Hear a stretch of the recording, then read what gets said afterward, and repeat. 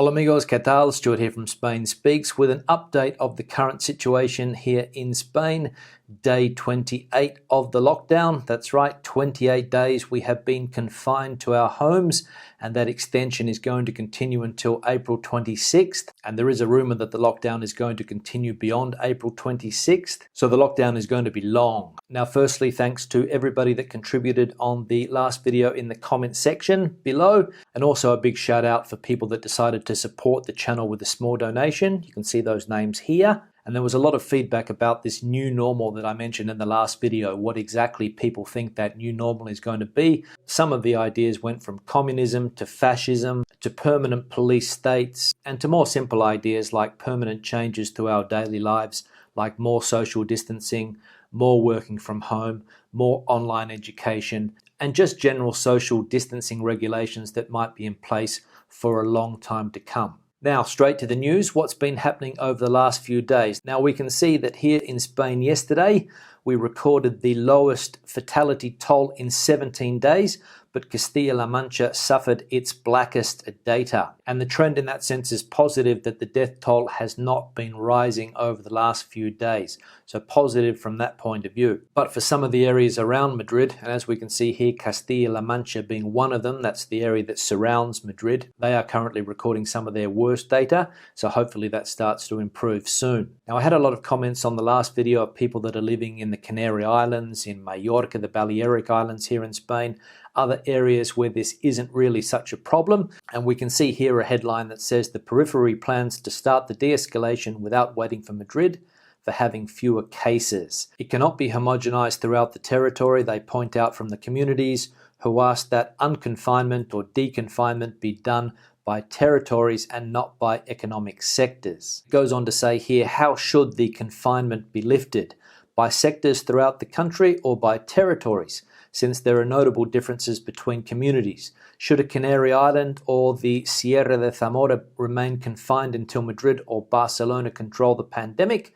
Although the government insists that we are not in that phase, some autonomies are preparing to ask for a lack of confinement over territories. So there is a feeling around the country in some of the areas outside of Madrid and Barcelona where obviously this problem is more serious, that perhaps the confinement rule should be lessened, and many of these autonomous communities, remember there's 17 autonomous communities here in Spain, maybe some of these will decide to take measures into their own hands and start to relax confinement without relying on the central government. And it does seem clear that a lot of decisions are taken from Madrid and they're not taking into consideration particular areas. They have decided on a blanket ban regardless of figures, and a lot of people around the country are now starting to question the decisions coming from Madrid. Now, a headline here from the Financial Times, who said that Spain's economy is said to suffer most from this crisis. With limited fiscal room for maneuver, the Sanchez government is desperate for help from the EU. Now, again, that is a problem. Countries that don't have the resources, countries that don't have that fiscal room for maneuver, and Spain being one of those, Italy probably being another, are obviously in dire need for help from the north of Europe. And that could be what is delaying some of these payments getting through to the population here in Spain. Now, as I mentioned in the last video, on Monday, a lot of people in non-essential jobs are going to go back to work, and we can see here that there are strict guidelines for companies and staff returning to work on Monday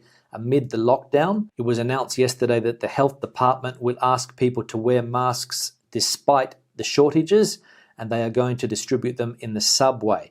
So apparently outside metro stations on Monday, there will be people distributing masks for people that are going to go into those closed confinement areas like the metro, and obviously will be able to use them in their places of work on Monday. Now, this decision from the government sent the pharmacy lobby into a bit of a tiz, and they said that on Monday they will not have enough masks to be able to supply the population. Apparently they're not happy because the government has overlooked them as a way to distribute the masks.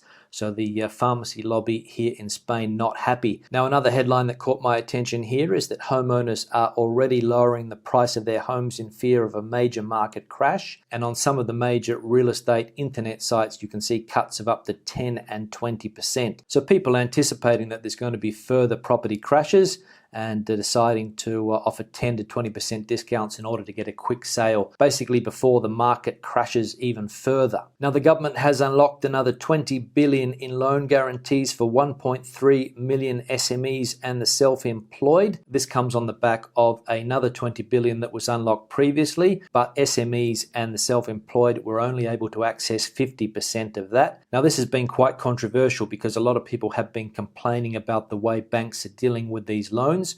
We can see here that the truth and lies about the banking and ICO loans to save SMEs. ICO loans are Instituto de Crédito Oficial, the official credit organization, which is a government body, but they distribute the money through banks. And a lot of people have been criticizing the way banks are handling these loans. We can see here 5 main criticisms. For example, the cross-selling of other products to access the ICO lines, asking for more guarantees in addition to the state one, abusive interest rates, rejecting some needy clients, and using semi-public financing to cover holes in the past. Now remember that 8 or 9 years ago, the Spanish banking sector was in dire straits. Some people would argue, of course, that it hasn't recovered fully, and we can see here that there are accusations that they are trying to cover those holes of the past, and there has been a call from some people in the sector for the banks that received government handouts back in 2010, 11, 12 to give that money back to the government in order to help the government stave off the huge economic and social crisis that is on the horizon. Now, some good news here. If you've got some money in your pocket, and it is that Inditex, El Corte Inglés and Tendem have launched online sales to reduce stocks.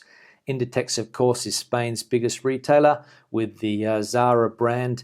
El Corte Inglés, also a big retailer here, and Tendem, they have decided to get in early on their summer sales and offer some fairly big discounts. So again, if you've got some money in your pocket and you want to renew your wardrobe, a good time to do it. Now, an article here from the Wall Street Journal, Donald Trump's favorite newspaper. Europe unleashes massive subsidies to stem job losses. And we can see here that as job losses ricochet across the US, Europe is conducting an unprecedented experiment in navigating the economic fallout from the new virus, persuading companies to forego layoffs and subsidizing private sector wages on a massive scale. And they go on to say that the European approach contrasts with that of the US, where market forces are allowed to reshuffle capital and labor to a greater degree during downturns. Economists warn that the European programs can distort the economy over time by keeping untenable companies alive, locking up capital, and preventing staff from switching to better jobs. Now, interesting to see that 2 of the big economic blocs in the world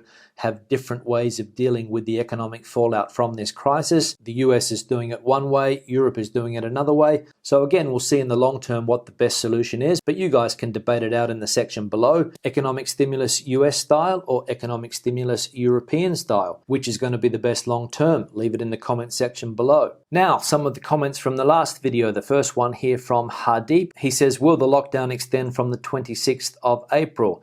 Now, I mentioned this at the beginning of the video that we're not quite sure exactly yet, but the Prime Minister the other day did mention that it is more than a possibility. So more than likely we will go another 15 days after the 26th. Another one here from Tom DF100. He says, hi Stuart, I liked your video.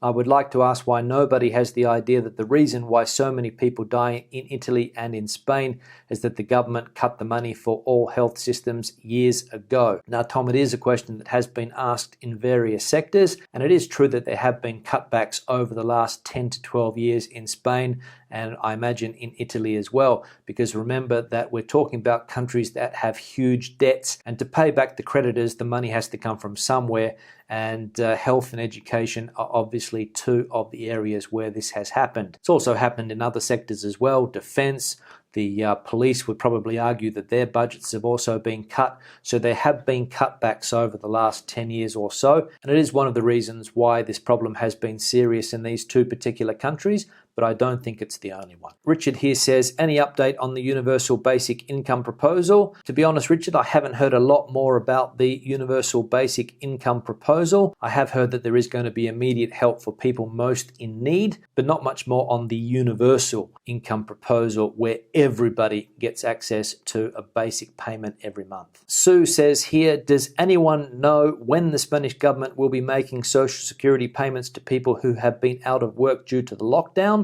Now, I did find an article on this, Sue, and it said that the collapse of the ERTE, the collapse of the temporary redundancy plans, will delay until May the 10th the payment to 900,000 people affected. Okay, so May the 10th. I have seen comments from other people about these payments and how you access them. I think you need to go to the government websites or talk to a lawyer or to a gestor if you're self-employed, or if you're working for a company, talk to them as to how you can access these payments. But as we can see here, delayed until May the 10th. But if anybody has any information on that, please leave it in the comment section below. Now finally, one here from Trepeiro. He says, Stuart, congratulations on your channel. It's a great way to look at the situation of our neighbours. I'm Pedro and I live in northern Portugal. Except for one hard-hit area, Ovad, the government and the population are handling the current health crisis really well when comparing them to other countries. I have a lot of friends in Spain and I worry about them. So here's a big shout out to all of them, wishing them the very best. Coragem amigos. And the translation there being courage, friends. And that's something that I'd also like to do, is give a big shout out to everybody who's doing it a bit tough at the moment. Remember, we're all in it together and we will get through it. And as Pedro says here, courage, my friends. So that's all I have to talk about today. Questions or comments, please leave them in the section below. I'll let you guys debate the situation out as you always do in the comment section. Give the video a thumbs up if you liked it. I'll see you in the next one. Hasta luego.